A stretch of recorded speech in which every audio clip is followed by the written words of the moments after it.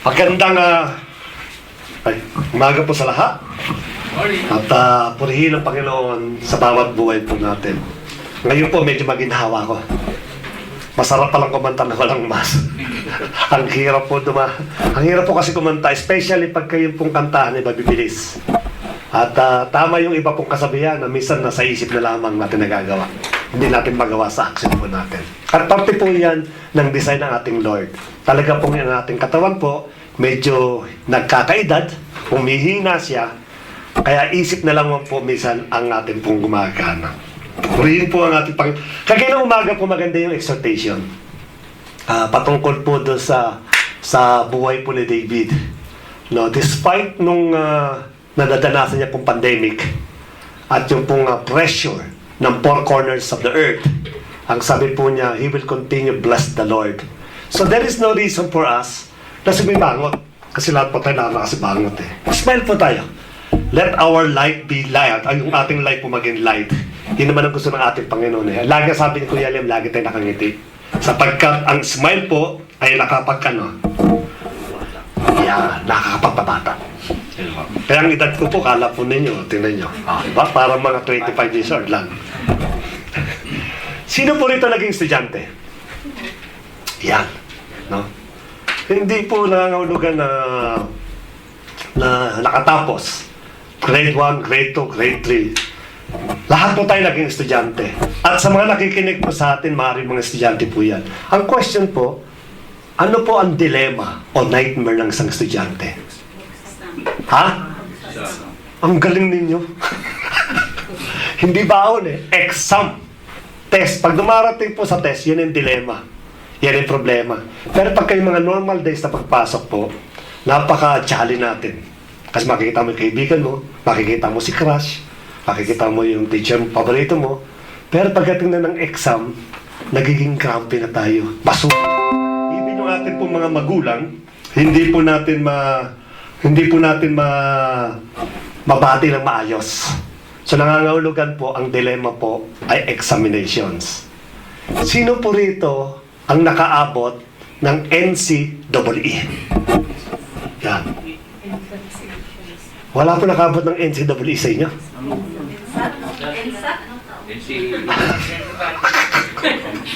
Nagkakabuhin. Nagtataas ng kamay sa doon.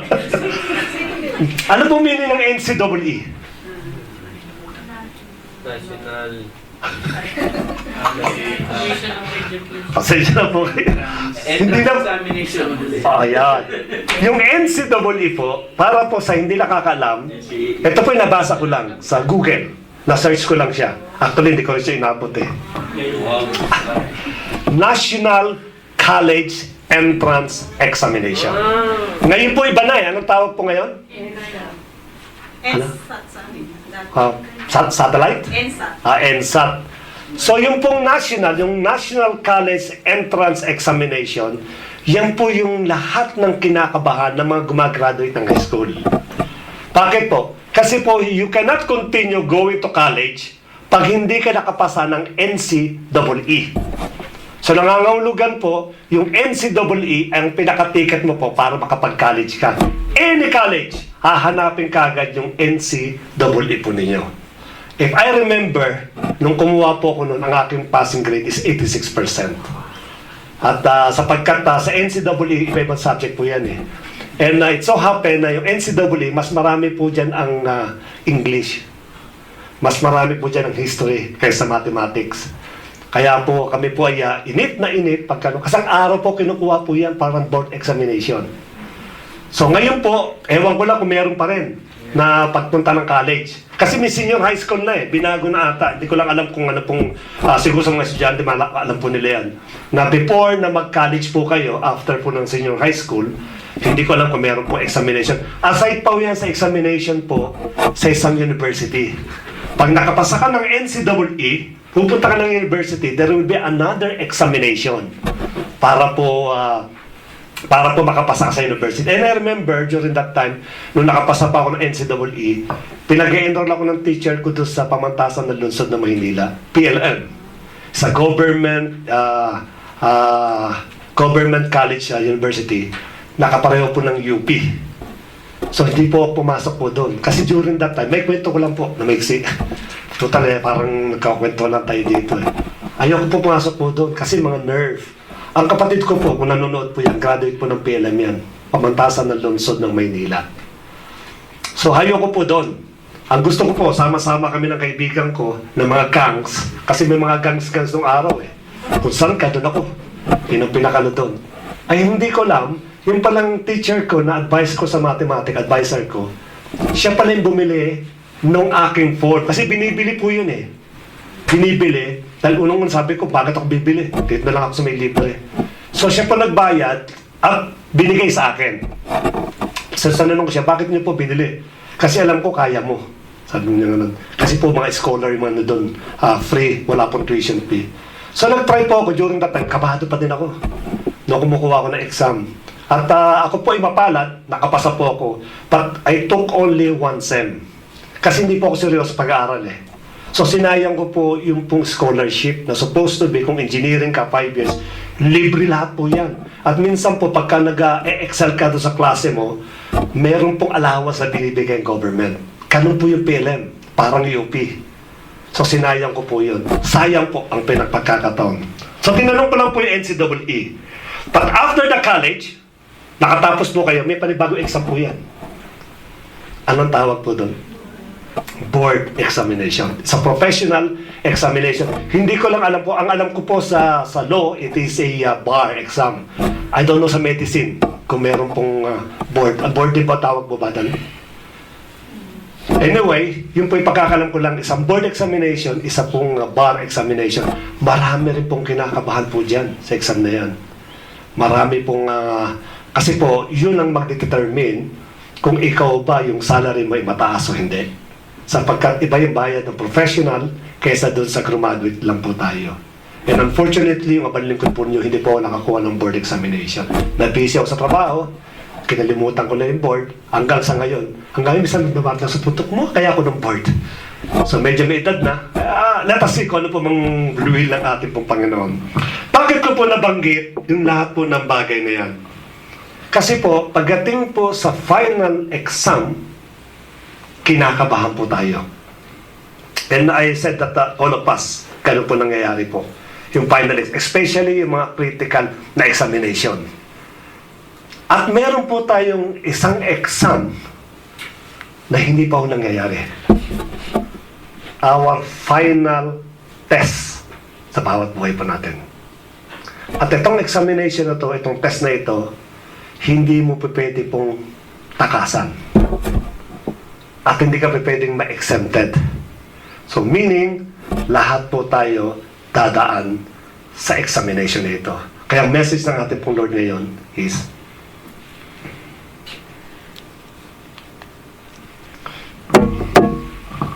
yan. Our final test. At pag nabanggit yung test, katulad ng bilanggit niyo, parang dilema sa bawat buhay po natin. But let us see kung ano yung sinasabi po ng final test na ito. At lahat po tayo dadaan sa final test. Kung ang estudyante po are preparing for the final examination, dapat po itong final test na ito, which is the future test, dapat po nagpe-prepare po tayo. So sa message na ito, tutulungan tayo kung paano po pumasa doon sa test at kung paano po maganda doon sa final test po natin. Yung pong lugar ng examination, hindi po sa lupa, hindi po sa building, hindi po sa school, at lalong hindi po sa lugar po ninyo. Ang final exam po natin, it is in the place of Bema Judgment o Bema Seat. Sometimes tinatawag po nila yan, o madalas tawagin po nila, it is the judgment seat of Christ. So yung event po, yung exam, yung final test natin, diyan po mangyayari sa judgment seat of Christ. From the name itself, ang nangangahulugan po, anong tawag po doon sa nagpapa-exam? Sino po nakakalam? Examiner? Ano po? Professor. Di yata kayo nagpunta na school. Parang letter P Proctor ang tawag po doon. Siya po yung nagpapacilitate ng exam at siya po yung tumitingin kung sino po nag-cheating, kung may kodigo. So sa exam na ito, ang ating pong proctor, it is the Lord Jesus Christ. At hindi niya kinakailangan na magdilingon-lingon para malaman kung sino nag-cheat. Huling-huli ng ating Panginoon kung sino po yung cheater dito sa final test po natin. Saan po natin nakita po ito? Kagaya na may kanta yung sa May Race, pinakanta ni Kuya, no? Sa 1 Corinthians chapter 9 verses 24 to 27, it is written by Paul, Apostle Paul. Ito sinabi po niya, an encouragement sa bawat Kristiyano po na nakikinig po o nakikinig sa kanya. Sabi niya, do you not know that in a race, all the runners run? Tama nga naman. Pag sumali ka nga naman sa race, wala naman nakatambay lang dyan. Kaya nga race sabihin, lahat ng runner, tatakbo po yan. But only one gets the prize. Run in such a way as to get the prize. This is an encouragement po ni Paul. Tumakbo ka. At huwag ka lang tatakbo, iin mo yung prize. Kasi minsan kasi basta makatakbo lang, okay lang. Hindi po tama. Bilang athlete, kung ikaw po yung athlete at ikaw runner, hindi ang purpose po niyan kaya tumatakbo yan para lang tumakbo. Aim for the prize. Yun ang sinasabi po niya. Everyone who competes in the games goes to strict training. They do it to get a crown that will not last.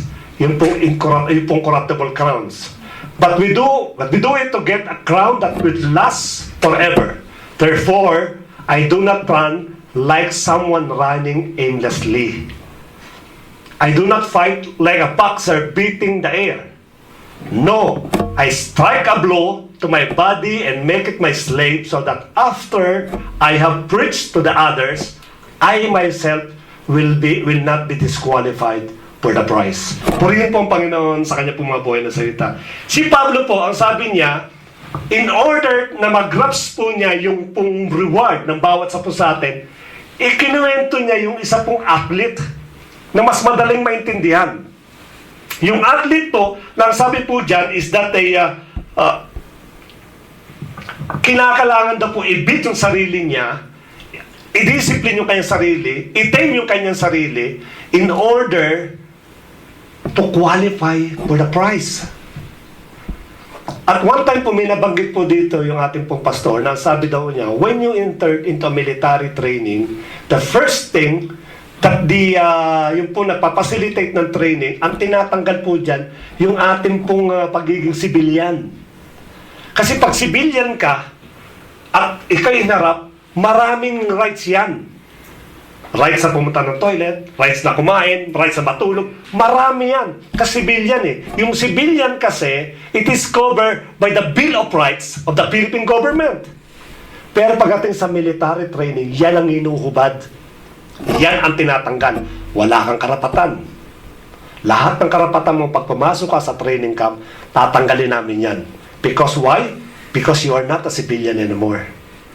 You are a soldier. A future soldier.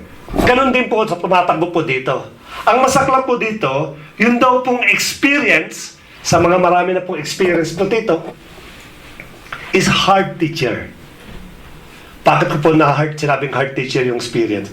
Kasi sa experience kasi, you will know the test bago malaman yung lesson. Baliktad, di ba? Samantalang sa school, aalamin mo na yung lesson, ipe-prepare ka para doon sa examination. Pero sa experience, you will experience first. Then later on, malalaman mo kung ano yung lesson. So, hard teacher po yung experience. And I do believe ginagamit po ng bawat sa po sa atin yan. Yet, we all do have a last final exam. At dito sa final exam na ito, it is not experience. God is preparing us for this final examination. Final test. Kaya nga po, piniprepare po tayo. Katulad ng isang sundalo, unti-unti pong ini-strip ng Diyos yung mga bagay na sagabal sa bawat sa po sa atin. At katulad din ng sundalo, habang ini-strip yan ng kanilang karapatan, umaaray ng umaaray yan. I remember yung pong movie ng G.I. Jane, no? Hindi naman taga-purpose ng trainer doon para magbitaw. Ang purpose lang po ng trainer, kaya po linano po niya, para malaman nila yung determination ng tao, kung talagang willing ba to become a Marines. yung kanila pong elite na Marines. So ganun din po tayo. Habang ini-strip, may mga Kristiyano po na nagre-reklamo. Diba? Yung kung tanong sa akin nung nagbabible study kami, sabi niya is that bakit daw pinapunta siya ng Canada ng Lord and yet nahihirapan siya kumuha ng trabaho. Then he started questioning God. Ang sabi ko sa kanya, if God really sent you in Canada, wait, God definitely will bless you. Pero hindi natin alam na bawat sa po yun. Hindi alam maaari ng Kristiyano yung pong salita ng ating pong Panginoon.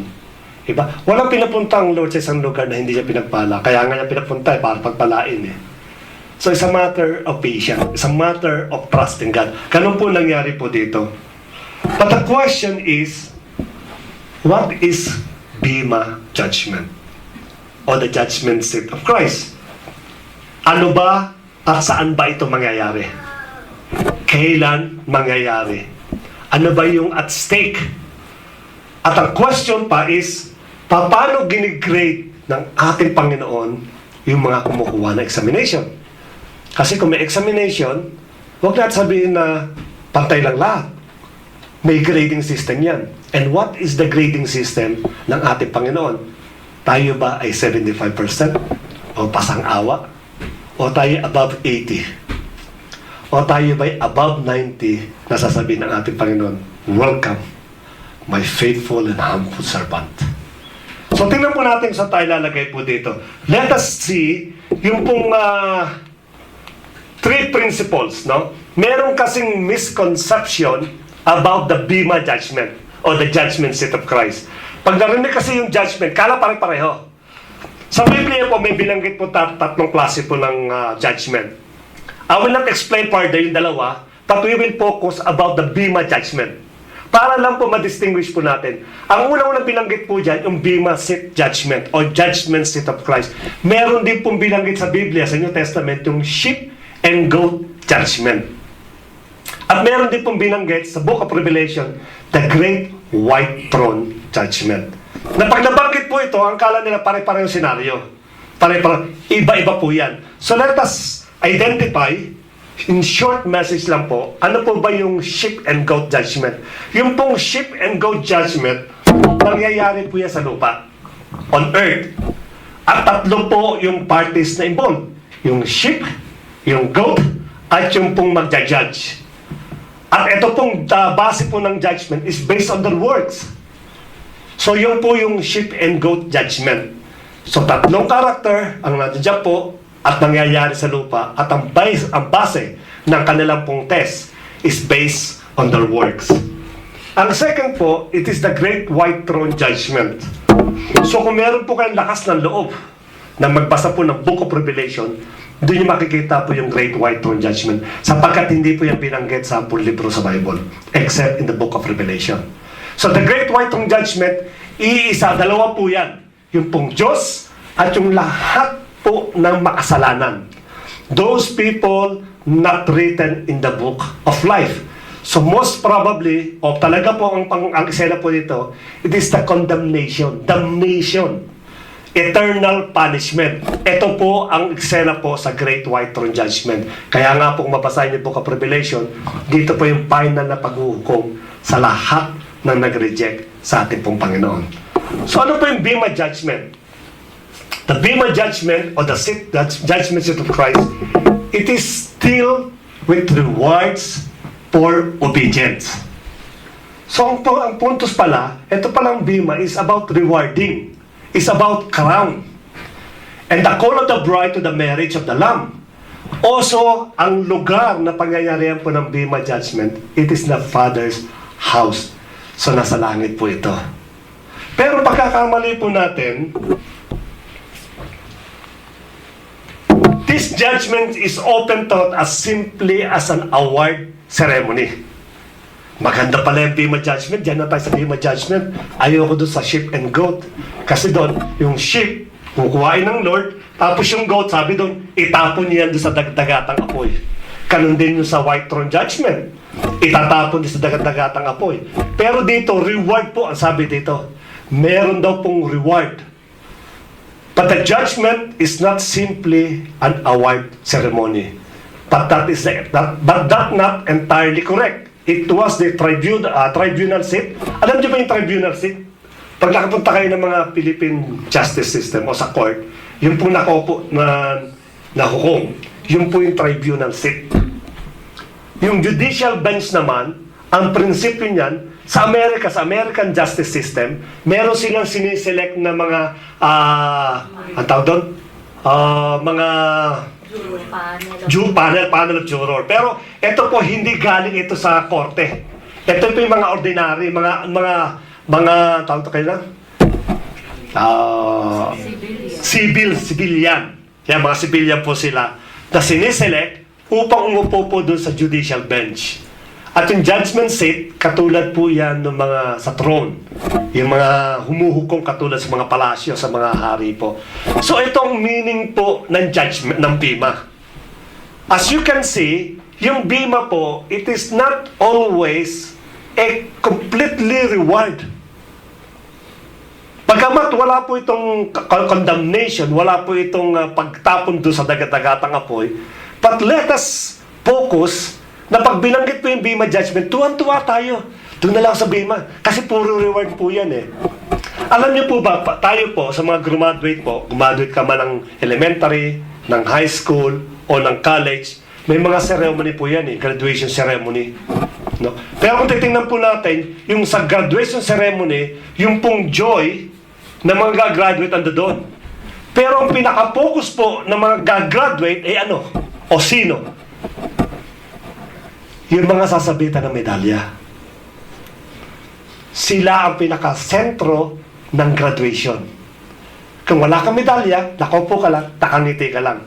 Pero yung kumukuha po ng medalya, na tinatawag paulit-ulit, yung tinatawag po nilang sa Tagalog na pinakyaw. Pinakyaw po yung medalya. Naku, isipin niyo yung magulang kung ano pa nararamdaman. Diba? Kulang na lang sumigaw po doon sa pinaka-celebration place. At isigaw niya, anak ko yan, sa tuwa. So the center of the attraction ng graduation is those people na magkakaroon po ng reward. So bima judgment is not about rewarding. It's about who is the center ng rewarding na ito. Kaya ang tao po, lahat ng estudyante po, wala pong estudyante rito na habang nag-aaral, okay na sa akin yan. Wala po. Kahit those students na napaka mahina yung kanyang pag-iisip, nag-i-aim po yan ng reward. Kahit man lang yung best in attendance, best in cleaner, o kaya yung best na teacher's pet, yun ang pinakano. Basta magkaroon lang po siya ng reward. Kasi pag mag-akit siya ng stage at sinabitan po siya ng medalya, napakaganda. Yung pong overjoy na doon po. So, bima judgment is not about rewarding. Katulad po nung example, doon po sa bima judgment ba ito, yung pong nangyari po kay Agrippa, Herod Agrippa the First. Nung in-address niya po yung pong Sidon and Berna, Tyre and Sidon, nasa bima po siya. Yung kay Pontius Pilate, nasa bima din po yun. Sa nangangahulugan, meron pong paghatod po dito. Since the place of event is in heaven, bima judgment or judgment seat of Christ is not about salvation. We're not talking about salvation. We're not talking about the saving grace ng ating Panginoon. So we are talking about, since bima judgment ng ating message we are talking about the fruit-bearing Christian. At pag pinag-usapan na po yung fruit-bearing Christian, ito ayaw na po ng mga Kristiyano ito. Some of the Christians, they don't like it. Why? Kasi it required time. It required resources. It required of yourself. It required service. Kaya maraming Kristiyano ngayon, okay na, saved na ako eh. Bakit? Kasi pagdating po doon sa fruit-bearing Christian, dito po nagkakaroon po ng problema yung bawat isa po sa atin. I remember, doon po sa Bible study po nila Kuya Ed ng Tuesday, napasama kami dito. Binasa ng ating kapatid yung Ephesians chapter 2, verse 8 and 9. No, it's about grace and faith, salvation. Sabi, true faith. It is not our works, ang sabi po doon. At tayo po'y natutuwa. Really, it is a free gift, yung pong salvation. Pero binanggit ng ating kapatid na madalas nalilimutan natin bagatin yung 10. Na ang sabi daw po doon, kaya ka tinawag at binigyan ng kaligtasan to do what? To do good works. Means your salvation demanded a good works. At sometimes, or most of the times, tayo mga Kristiyano, ipinix na natin sarili natin doon na salvation. Tama na ako dito. Kasi pag umandipati pa ako dito at sinabi yung good works, then the leaders of GCC will demand my time, my talent, and my everything, even my life to serve God. Hindi po kami ang nagdidemand. It is the Lord Jesus Christ demanded. Hindi po ang iglesia ang nagdidemand, kundi ang ating Panginoon. He is looking forward to bear fruit. Automatic dapat yan sa isang Kristiyano.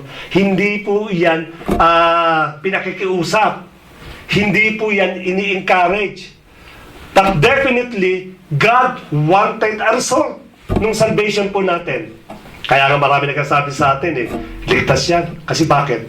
Dahil nasasalamin niya yung puso na, tingnan mo yung puso niya, kitang-kita ko, meron siyang grace. Hindi niya nakikita yung puso. Nobody can see the heart of a person. Only God.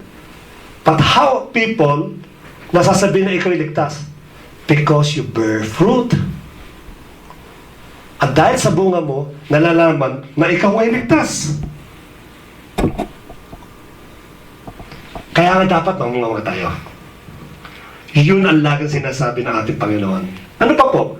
Yung salvation po is always presented as a free gift. Katulad binanggit po natin. But yung rewards, ini-earn po yan. So nangangahulugan, the more you earn the rewards, the more medal you will accept in Bema judgment. Pinaghihirapan po yan. Dinidesire po yan. Yung pong reward. Kaya nga paramihan po dapat na rito. Hindi po tayo nagko-competition para sabihin mo mas marami akong crown sa'yo. No. But each of one dapat magkaroon ng desire to earn more rewards. At kung magkakaroon ka ng desire na magkaroon ng maraming corona o ng rewards, definitely magkakaroon po ng productive, unang-una sa sarili mo, and then it will translate to the church. Kaya marami pong church kayo na nahihirapan. Why? Because ayaw magkaroon po ng reward. They decided na tama na ito, tapos na ito, kayo na dyan. Total kayo mga leaders Kaya yung leaders, madaling tumatanda. Madaling nagmumukhang 80. Bakit po? Kasi nga, instead na sana sama-sama tayo, ang ginagawa po, inaakay pa ng todo yung pong isang Kristiyano. Supposed to be more than 10 years. 10 years ka nung naglilingkod, and yet your pastor is still, bibili ka dito, ginagamitan ka pa ng walker para lumakad lang. Imagine po ninyo, imagine nyo na si Kuya Arma naka-walker. Anong nararamdaman ninyo? Anong nakusagwa? Diba? Ganun din po spiritually. Na supposed to be yung pong spiritual maturity na sa'yo, and yet para kang baby ni naangin po. So, ina-earn po yan. Yung fruit bearing, dapat po inilalabas. Dapat po nagbubunga. Salvation is present possession. Nasa inyo na po yan. Walang question po yan. When you accept the Lord Jesus Christ, God give us salvation, eternal life. Reward are a future attainment given by Him at His coming. Pero yung reward po, hindi pa automatic po yan. Once you accept the Lord Jesus Christ, God give you eternal life. But doesn't mean na meron po kayong reward. Kasi kung ganun po, si Paul, hindi na po siya naghihirap yan. Si Peter, yung iba pang apostol na ating Panginoon, they should sit down in the house, let us wait the Lord to come, then masaya po tayo doon. Pero hindi po ganun ginawa po nila Paul, nila Peter, nila John.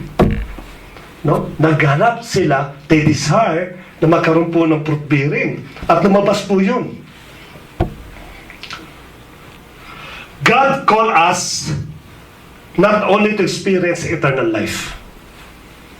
Tinawag tayo ng Diyos hindi lang para sa eternal life, para lang hindi sa kanyang kingdom. Tinawag po tayo ng ating Panginoon to bear fruit. There are two kingdoms that was mentioned doon sa mga parables na pinag-aaralan po natin. The kingdom of God and the kingdom of heaven. The kingdom of heaven is about your salvation. Kaya nga heaven sabi doon, hinahanap natin yung Word of God in order na makita natin yung kingdom of heaven. But the kingdom of God is about servanthood. Para lang normal na palasyo yan. Katulad ng bansang Saudi Arabia. There is a kingdom of Saudi Arabia and all those ministers of these kings kinakailangan po magtrabaho. Means servanthood. After you finish with the kingdom of heaven, here comes the kingdom of God. It means servanthood. Na kinakailangan makita sa bawat buhay po natin kung paano tayo naglilingkod. Kaya nga lagi pong binabanggit, minsan na-open po yung bawat isa po sa atin. Hindi ko, uulitin ko po just because I want to open again another person, the person.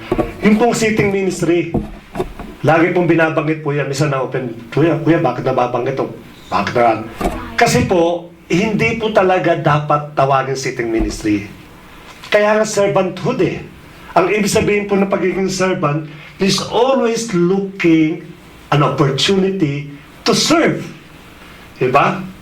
Kahit nga minsan hindi niya trabaho, ginagawa po niya Bakit? Kasi servanthood nga Diba? Sa opisina, secretary ka Pero gusto mo mag-extend ng service, nagtitimpla ka ng kape sa boss mo. Supposed to be may coffee boy, ano tawag doon? Tea-boy, na siya nagtitimpla. But because you want to extend a service at ipakita mo yung gratitude mo, nagtitimpla ka ng kape sa boss mo at ibibigay mo sa kanya, there's nothing wrong. Because that's an extra service na definitely you will be rewarded later on. Pero sa atin, hindi po natin nahanap yung extra service. No. Sa atin po, pagka music ministry ako. I remember one time, yung ating pong pinanggalingan church. Pagka music ministry mo, hindi mo maghugas ng pinggan. Hindi mo mapagsaing. Kasi bakit? Kasi pag bumabad ng konting daliri niya doon sa tubig, ay! Papas mo na yung kamay ko, hindi na ako makakapag-ganyan-ganyan Tapos yung minum ng ay naku, anong kinalaman ng boses doon sa paghuhugas? Masisira yung boses ko pag naghugas ako. See? Why? Because they don't want to give an extra service. Diba? Yung drummer namin doon, hindi mo mapaghawak ng kutsarang yun Kasi bakit? Kasi baka naman pala bumaluktok naman yung kamay ko, hindi ko mapalo-walo yung drum. Something wrong with the attitude. Kaya yung reward hindi nila alam yun. No? At kami nagtataka rito, marami po rito. Alam niyo po ba sa amin pong pinanggalingan din, no? I'm saying this not to bigyan ng masamang impression yung church, but to give an example and encouragement sa bawat sa po sa atin. Supposed to be, sa po isang iglesia, hindi niya pinagtatransport ang pastor. Kasi nagtuturo na yan Meron siyang ministry sa loob ng church during the time ng service. But would you believe na yung aking pong sinusundo at tinahatid, mas malalayo pa doon sa mga sinusundo ng ordinary na transport. Meron po kami sa kapatiran Awang-awa po si Pastor, huwag na po kayo mag-transport, ako na pong bahala. Kasi bakit? Hindi ko sinasabing magbuhay prinsipe o kay buhay boss yung pong pastor. Kaya lang mga ganito simple things na you want to reward, ako nang bahala dyan, pastor. Basta ikaw bahala sa pulpit, akong bahala sa transport. Akong bahala sa kitchen. Diba? Ngayon yung pastor natin, nag-aaral nga ng magluto Diba? Anyway, hobby siguro niya, gusto niya matuto. But definitely, itong mga simple things na ito na hindi po nakikita ng iglesia, na supposed to be, nakakatulong po tayo in order to bear fruit, and in order na matulungan natin yung iglesia, hindi po natin magawa yan. Dapat po natutulungan po tayo. So yung pong ating reward is a future attainment. At yan po ay individual. Hindi pa sabihin mo nga, Kuya Eric, marami kang reward ibigay mo sa akin yung iba. Hindi po pangyayari po yan. Hindi transferable yung pong reward na ipagkakaloon mo, Panginoon. Sapagkat may pangalan po specifically for a person kung ano po yung kanya pong ginawa. Kaya nga sabi ng Lord, you shall know them by their fruits. This is the reason why God demands us to produce good things. Kaya lagi po babalik po yung good fruits. Hindi mawawala sa isang Kristiyano po yan. God and even those Christian brethren will demand a good fruit. Bakit po? Kasi good soil tayo eh. Kaya kung nasa good soil ka, definitely, God will demand a good fruit. At pag hindi po nakita yung bawat fruits po natin, then they will start questioning yung pagiging Kristiyano ng bawat isa po sa atin. And you cannot blame them. Hindi mo pwedeng sisihin na mapangusga naman ito. Judgmental naman ito. Kasi nga hindi makita yung pagiging Kristiyano ng bawat isa. What is the difference between us and those people na sa Word? Anong pagkakaiba? Minsan pa, mas better pa yun sa Word eh. Mas mabait pa kayo sa atin. So God is looking for that fruit. In Matthew chapter 5 verse 13 to 16, Jesus said, "We are the salt and the light of this world." Not the people in the world, but we are the salt and light of this world. I do not need to expound kung ano po yung salt and light. Alam ng bawat sa po sa atin yan eh. Then God will look for accountability. Pag-akyat mo doon sa Bema Judgment, maharap ka ng Lord. Are you the salt and light of this world? Ano sabihin mo? Hahanapin po yan. Kasi kinakailangan po yung salt and light. Makita po ng bawat isa po sa atin po yun. We have to act on what we know, and this is the reason why Jesus Christ commanded us our light to be shine. Yung pong memory verse ng salt and light, hindi po nangangahulugan na magta-translate po ito into action. Kaya nga sabi doon, i-desire mo, i-earn mo. If you are proclaiming that you are the salt and light, ikaw ang liwanag at alat ng mundong ito, then ipakita mo. You have to earn it. Ipakita mo sa mamagitan ng mga gawa mo. Or else, yung pong light po natin, na ang sabi doon, itinago mo lang doon sa ilalim po ng lamesa na wala po nakakakita. And it's so sad. It's so sad na hindi po natin makita o hindi makita ng mga tao na kapaligid sa atin yung ating pong light. Napakalaking question po sa bawat sa po sa atin. And we're also the ambassador of Christ. Right? Sino ba rito hindi ambassador na ating Panginoon? The moment you accept the Lord Jesus Christ, sa gusto mo, you'll become ambassador of Christ. At pag sinabi natin ambassador, it is, we call it the exact replica nung nire-represent po natin. You are the exact replica. Kaya ang tawag sa atin, Little Jesus. Hindi tayo Santo Niño. Kasi pagka Little Jesus, Santo Niño alam eh. Mga nakikinig po sa atin. Wala po Santo Niño. Hindi pa nabanggit sa Bible po yun. Hindi po ako nagsabi, kundi ang Bible po. So ang tawag sa atin, Little Jesus. Bakit po? Kasi exact replica ka ng ating Panginoon. So kung ikaw ay madalas na nakaka-open because sa mga pagbibiro at pananalita mo, then baka naman sabihin, paano ka magiging exact replica kung ganyan ang ugali mo? Di ba? Maraming questions. Kasi nga sabi doon, we are the ambassador of the Lord Jesus Christ. Therefore, Bema Judgment is not only a place of rewarding, but also a place of reckoning. Yung pong pagsusulit. Yung pong pagtitimbang. Titimbang ka. Tinimbang ka, ngunit kulang. Parang pelikula yun ha. So titimbangin po yan. Para malaman kung gusto ka sa timbang.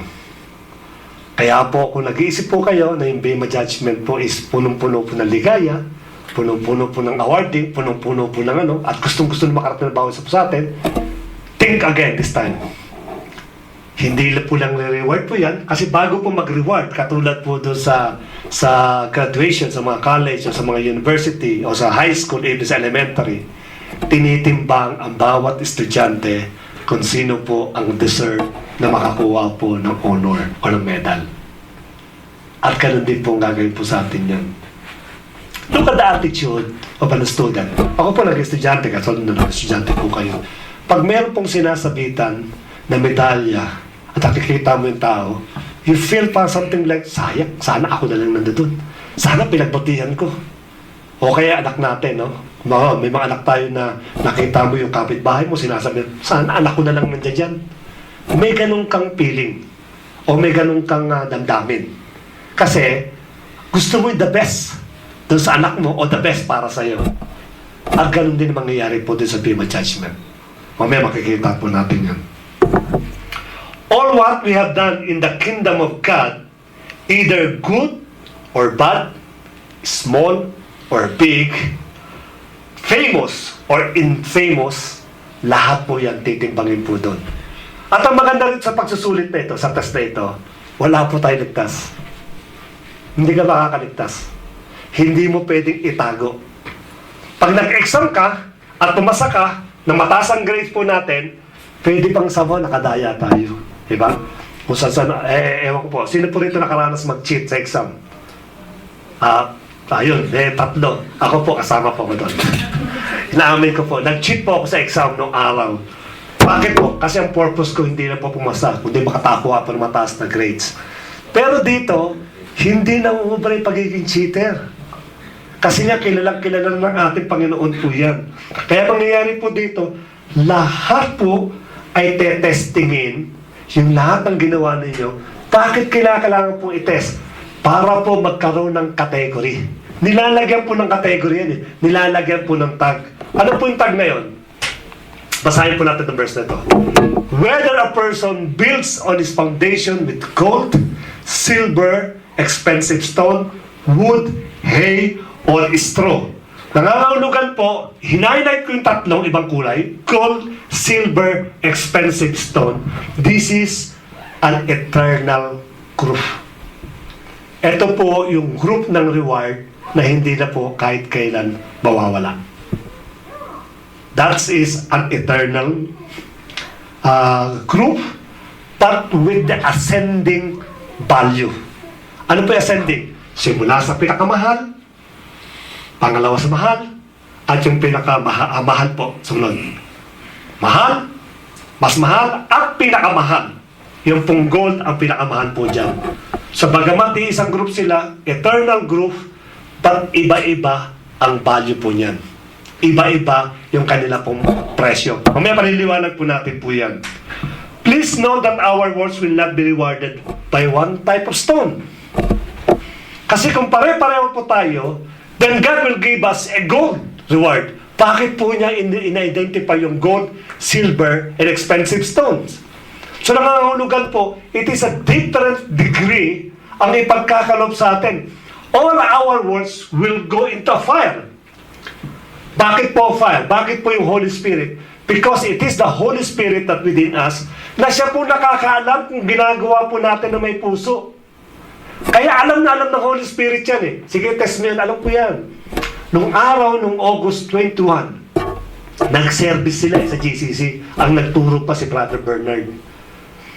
Kitang-kita ko yan. Anong kitang-kita? Kitang-kita ko yung anak mo na yan na talagang nakagay niya. Pero wala. Lumilipad ang isipan yan.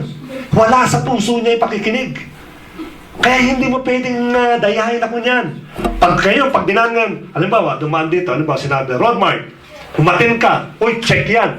Huwag ka munang i-check, dadaan muna sa apoy yan. At pag yan ay nalusaw, peke. Wala kang reward. Peke yan. Pagamat nandun ka, wala yung isipan mo, wala yung puso mo sa akin, then that's fake. Halimbawa, nagluto ka para sa kapatiran. Pero habang nagluluto ka, masama naman ang loob mo. Lord, natatandaan mo noong August 21, 2020, nagluto ako para sa mga kapatiran eh. Good, very good. Pero hindi pa yun doon. Dadaan mo na sa apoy. Pag dinaan sa apoy at nalusaw, oops, peke pagluluto mo. So una-una, wala ka ng reward, natakot ka pa sa pagluluto. Right? Ay, di gawin mo na ng mayroong puso. Nagkaroon ka na ng magandang bunga din sa lupa, may bunga ka pa sa langit. See, look at this. Kaya nga lagi pinamamanig po ni Kuya Eric na ano ko. Gagawa ka rin naman, gawin na natin na may pag-ibig. Gawin na natin na may kusa. Sapagkat lahat po iyan, dadaan po iyan upang malaman kung yan by gold, silver, or expensive stones. at depende po sa level at degree. And I do believe po, for me, ito lang po yung ano ko, si Pablo po, puro gold na kukuhain po niyan. Puro gold, hahakutin po niya ng gold sa dami ng achievement po niya. Imagine po ninyo, nakapatong po sa kanya pong corona ay puro po gold. Yan po yung una. Pangalawa pong grupo, yung pong wood, hay, or straw. Ano po yan? These are the temporal group. Yan po yung nawawala.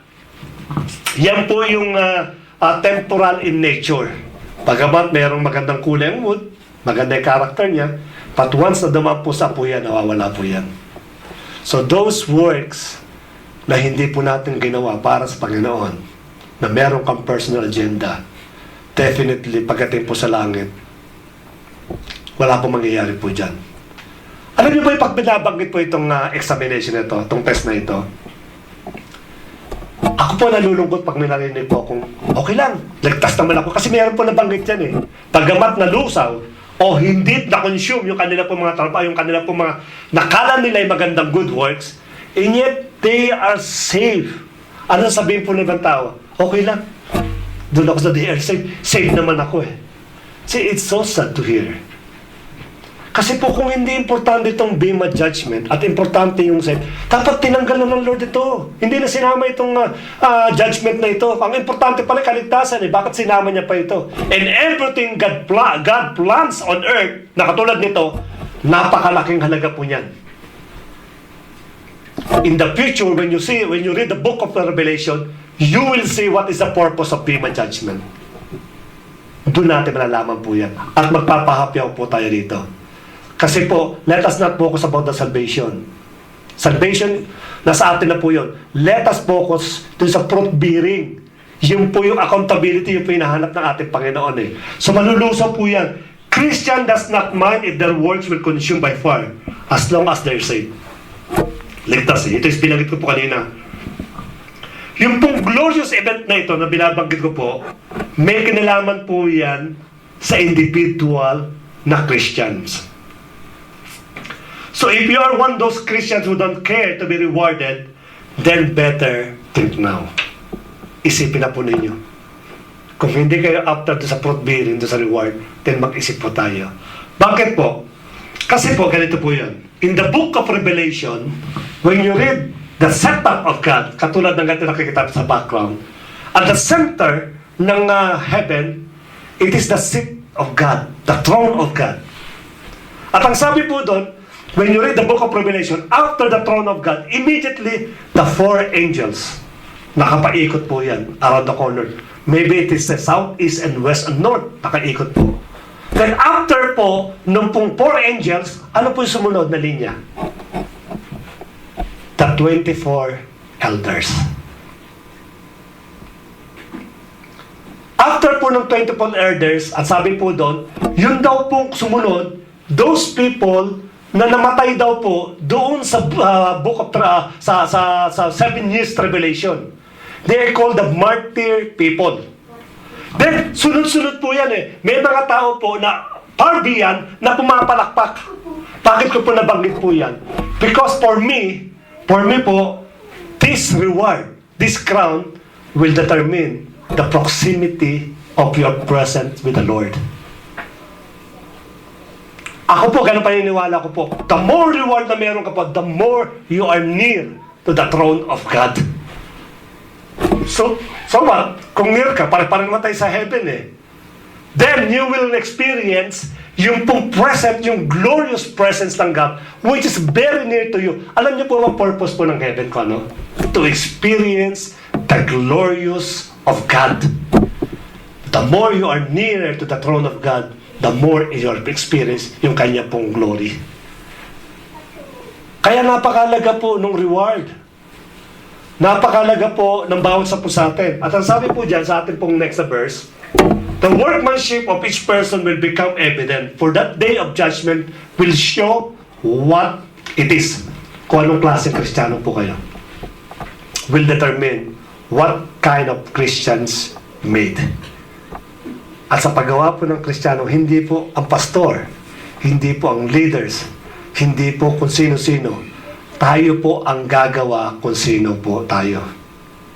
I remember one of the pastor sa Pilipinas, sabi niya na the quality of life, ito yung kanyang quote, the quality of life we live on earth determines the quality of life in heaven. Sabi niya. At kung yun ang sinabi po niya, therefore, this was what I believe. Kung anong klasikang Kristiyanong pinamuhay mo dito, the same, sabi niya, the same na pamumuhay, yung anong ginawa mo, yung quality ng Christian, doon po sa langit. Lagi ko po sinasabi before we go with the final slides.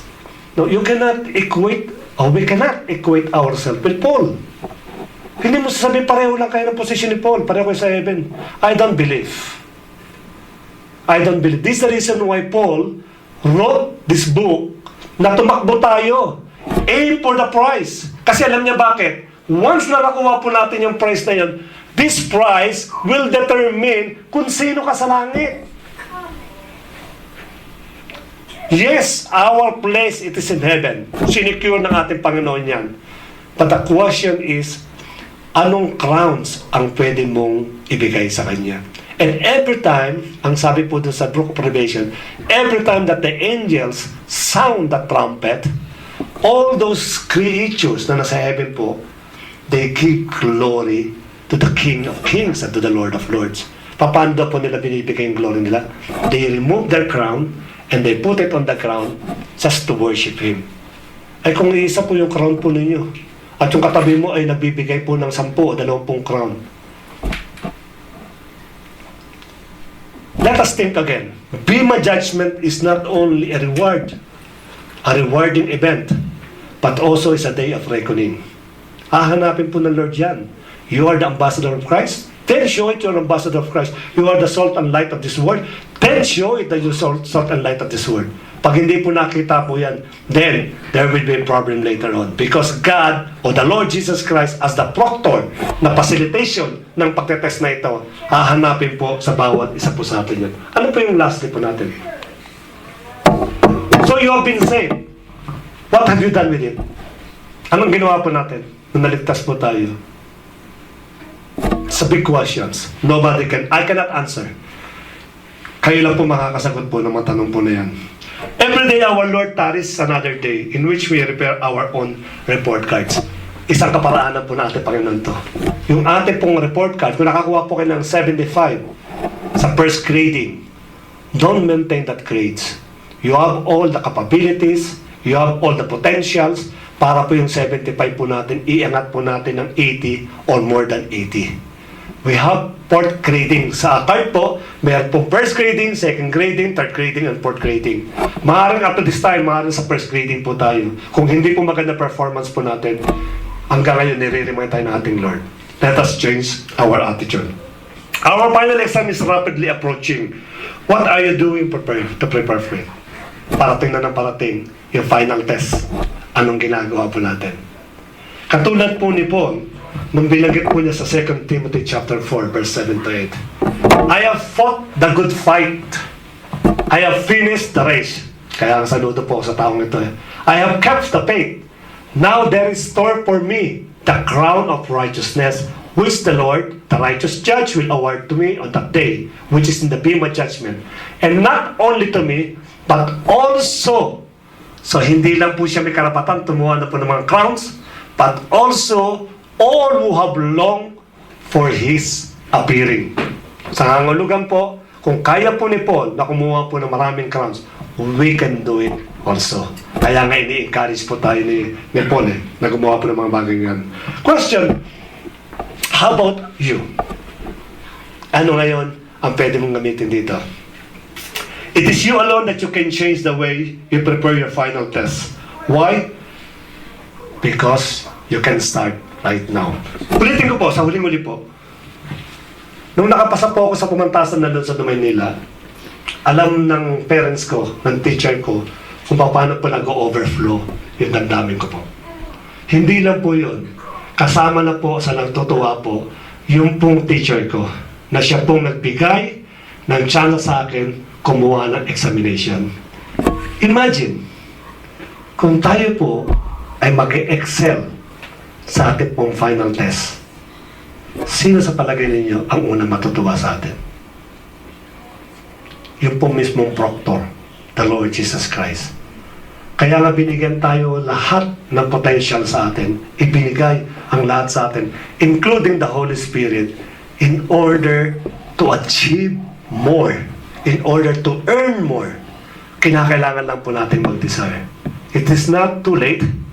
Meron pa po tayong pag-asa sapagkat maaaring sa first greeting po tayo. Let us improve. No? Let us not always aim yun lang pong salvation. Salvation is finished, done. Tapos na po yan. Now is about time for us na magkaroon po ng fruit bearing. At yung pong fruit bearing, it will not come sa mamagitan po ng gatong ginagawa po natin. It will come from you. Your desire, you have to earn it. You have to desire it. At kailangan mag-translate po ito sa bawat action, sa bawat sa atin. Let us pray. Lord, salamat Panginoon sa reminder mo sa oras po nito, Lord. Hindi tinawag mo kami, hindi lang po maranasan yung process po ninyo, hindi lang maranasan yung pong eternal life, kundi, Panginoon, tinawag mo kami upang maging servant po ninyo sa lupa. Being a servant, we must do whatever yung mga responsibility na pinagkaloob mo sa amin. Hindi ka lang nagkulang, Panginoon, o hindi lang, Panginoon, lang nakontento na tanggapin po namin. You even give us the Holy Spirit to perform all things, O Lord. In-equip mo ang iyo pong mga anak upang gawin at magbunga dito po sa lupa. Kung sakali po na dumating sa punto na hindi po namin nagawa yung mga bagay ito, it is not your mistake. It is not your lacking, even the Holy Spirit. But it is our decision, Panginoon. Kaya ang dalangin po namin, Lord, ay sa oras na ito magkaroon po kami ng assessment kung nasa na po ba kami na time na tinangkap po namin kayo bilang sarili Panginoon tagapagligtas. Magkaroon po kami ng grading system in our life. Nasa na po nga ba pa kayo, Father God? Ano ba yung aming grades na sa iyo sa oras na ito? If you still not satisfied, O God, tulungan mo kay Panginoon na ma-improve ito sa mga darating pong araw, sa mga darating pong linggo pa. Salamat, Panginoon, at anampalataya kami na ikaw po, Lord, ang siya pong magbibigay po ng katagumpayan. Salamat din, Panginoon, sa patuloy na pagsama mo sa bawat sa akin, kasama ng Panginoon sa panalangin na yan, yung aking pong magulang na muli nakakaranas po siya ng pagsumpong ng kanya pong heart, nakakaranas po siya ng paghihirap sa paghinga. Lord, sa oras ito, Panginoon, alam ko nanonood po siya, ipuin mo yung kanya pong puso, Lord. Pinatunayan mo ng maraming beses kung paano mo siya iningatan, kung paano mo siya niligtas. Ganun pa rin, Panginoon, ang dinideclare po namin. Kapatid mo siya na mapagpala mong kamay, and the rest also ng mga magulang, kapatid po namin na nakakaranas po ng karamdaman ngayon. Salamat, Panginoon, sa lahat ng tagumpay, sa lahat ng pagkapala, even sa mga salita po yung buhay na siya tinanim mo sa bawat puso po namin. Hindi lang kami naging takapakinig, masigit sa lahat, Panginoon, maging nagagawa kami ng iyong mga buhay sa salita. Ito po dalangin namin sa tanging pangalan po ng Panginoong Kristo. Amen.